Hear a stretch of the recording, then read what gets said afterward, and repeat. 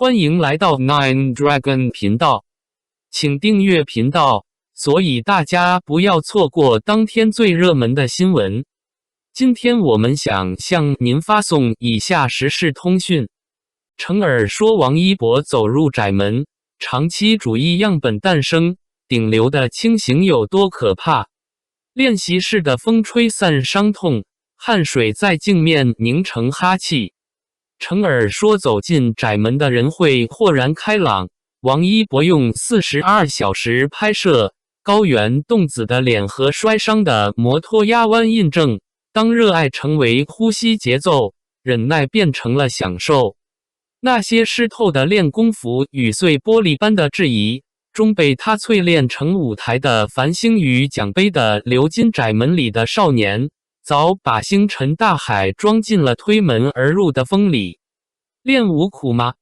练习室的门打开，风吹进来很舒服。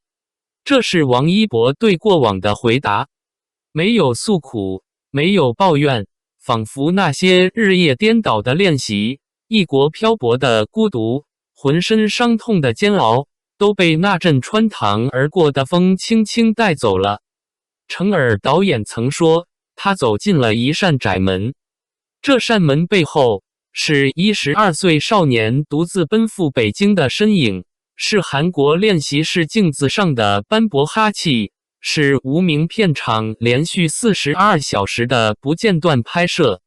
而当这扇门终于被推开时，人们看到的不仅是顶流的光芒，更是一个关于热爱如何将苦酿成甜的答案。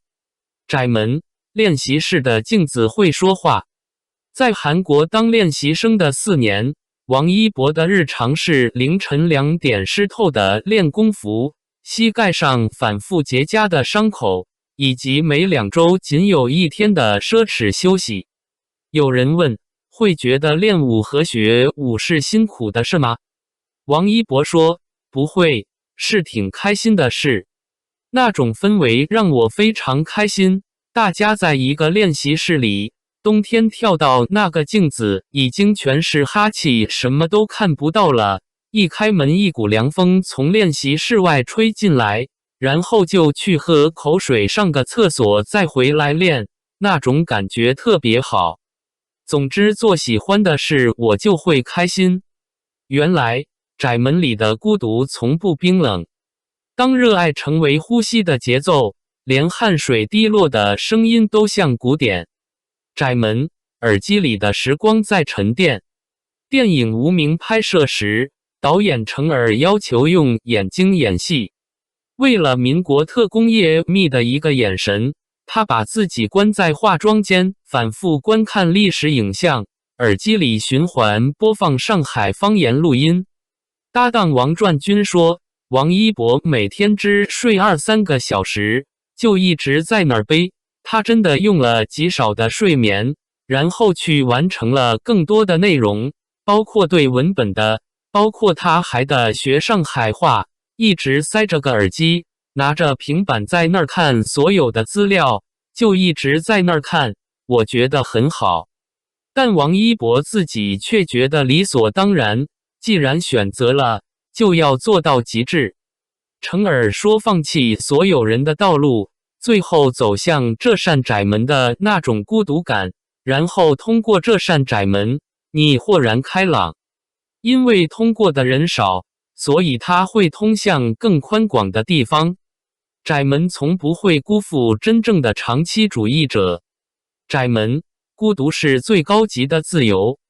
在纪录片《探索心境》中，王一博走沙漠，穿雨林，越雪山，潜深海，攀陡壁。当他高原反应呼吸困难，镜头对准他冻得发紫的脸时，探险家问他有想过放弃吗？他却说，从来没有，只是觉得自己身体不争气。正如他学摩托赛车摔得浑身是伤，却笑着说压弯的时候特别自由。你问他西双版纳拍戏闷吗？他说下雨的时候很凉快。那些常人眼中的苦，于他不过是通往热爱的阶梯。窄门里的修行，早已将忍耐化作了享受。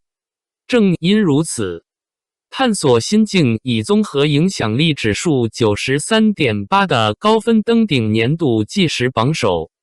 他举起的摩托车赛事与 GD3 锦标赛冠军奖杯在欢呼声中熠熠生辉，舞台播放量过亿成为常态，金鹰奖与金鸡奖的荣誉亦握在手中。窄门中，他对自己发狠，拥有了将伤痛淬炼成铠甲的能力。碎玻璃般的质疑与困难，终被他走成了一路繁花。窄门，门后自有星辰。站在27岁的路口回望，那个挤进窄门的少年依然清晰。他说他很幸运，年少成名，跨界全能，顶流光环。但旁观者看得明白，所谓幸运，不过是把窄门里的每一天都过成了节日。或许这就是窄门真正的馈赠。当很多人都在计算得失时，那个埋头苦练的清瘦身影，早已把星辰大海装进了舞蹈式的那阵风里。感谢您观看视频。如果您发现此新闻通讯有用，请不要忘记点赞、评论和订阅。祝您生活愉快，再见。